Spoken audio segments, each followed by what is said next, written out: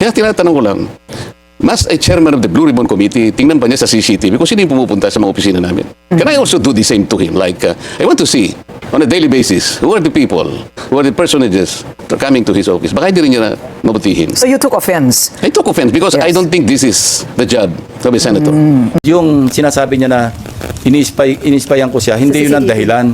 Gusto ko lang makita, kaya pinareview ko yun para makita ko, baka sakali may nakakakilala o makikilala natin yung kasabay niyan dumating. So, nung So incidental na lamang yon na sinalubong pala siya ng staff ni Senator Marcoleta, dinala sa opisina niya, nag-stay for a while, tapos nanood ng hearing doon sa gallery hanggang sa tinawag siya 10:27 I think. No? But he stayed there. He arrived at around 8:27. Meron tayong jurisprudence tungkol sa CCTV footages. Yun yung Ople versus Torres. Ang tawag doon, ang doctrine doon, yung reasonable expectation of privacy. Meaning, pag nasa public place ka, i-expect mo naman na yung privacy mo, mako-compromise, no?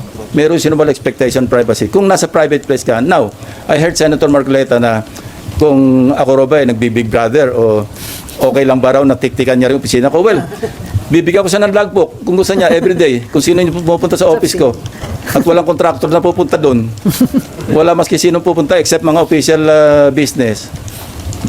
Public place to wag tayong maging onion skin na lalabas yung mga bisita natin o kung sino yung mga pinatawag natin dahil CCTV yan no?